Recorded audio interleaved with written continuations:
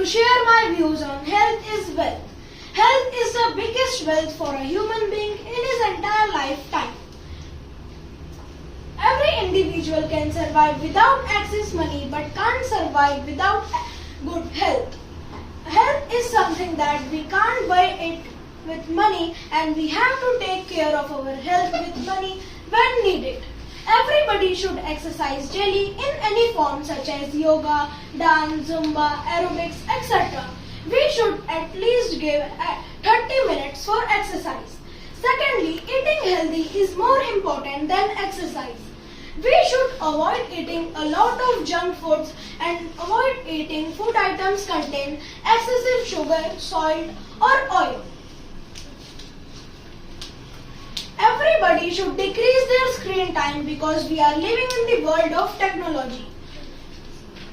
Avoid standing near garbage to eat fruits and vegetables to procure components of food like carbohydrates, proteins, vitamins, minerals to have a worthy health. In short, we should protect our wealth because health is very momentous for us.